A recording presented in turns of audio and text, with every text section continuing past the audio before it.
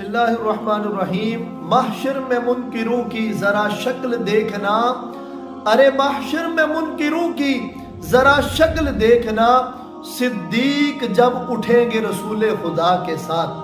اللہ اکبر۔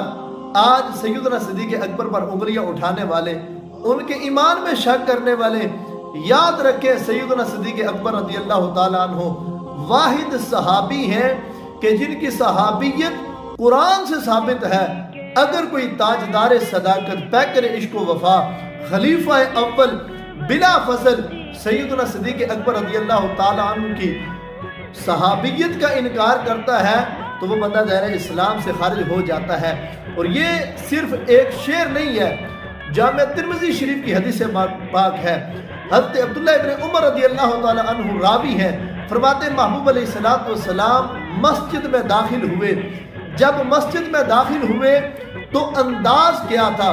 فرماتے ہیں کہ محبوب علیہ السلام کے ید اللہ والے ہاتھ، ایک ہاتھ جناب سیدنا صدیق اکبر رضی اللہ تعالیٰ نے یوں تھاما ہوا تھا اور دوسرا ہاتھ سیدنا عمر رضی اللہ تعالیٰ عنہ نے تھاما ہوا تھا۔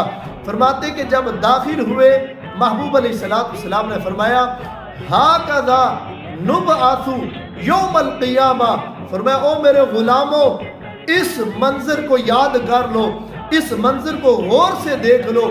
فرمایا کل قیامت والے دن جب ہم میدان محشر میں آئیں گے تو فرمایا اسی انداز میں ہم میدان محشر میں آئیں گے۔ اور کیا خوب کہا گولڑا کی عظیم چشم و چراغ پیر سید نصیر الدین نصیر شاہ صاحب رحمت اللہ تعالی علیہ نے کہ نام آتے ہی ابو بکر و عمر کا لب پر، ارے نام آتے ہی ابو بکر و عمر کا لب پر تو بگڑتا ہے وہ پہلو میں سلائے ہوئے ہیں۔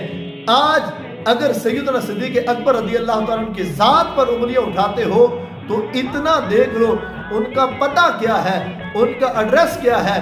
جس گنبد خضرا کے سائے کے نیچے امام الانبیاء صلی اللہ علیہ وسلم جلوہ فراز ہے، اسی گنبد کے نیچے محبوب علیہ السلام کے پہلو میں سیدنا صدیق اکبر رضی اللہ تعالیٰ عنہ جلوہ فراز ہے۔ تو اگر کوئی اتنی فضیلتوں کے بعد بھی انگلیاں اٹھاتا ہے، کوئی بھونکتا ہے تو نہیں مجھ کو تعجب رافضی کی بے حیائی پر، نہیں مجھ کو تعجب رافضی کی بے حیائی پر، فقط مومن کو ہوتی ہے حیا صدیق اکبر کی۔ خلاق عالم، تاجدار صداقت، پیکر عشق و وفا، خلیفہ اول بلا فضل سیدنا صدیق اکبر رضی اللہ تعالیٰ عنہ کی شان سمجھنے اور ان کا حق ادا کرنے کی توفیق عطا فرمائے۔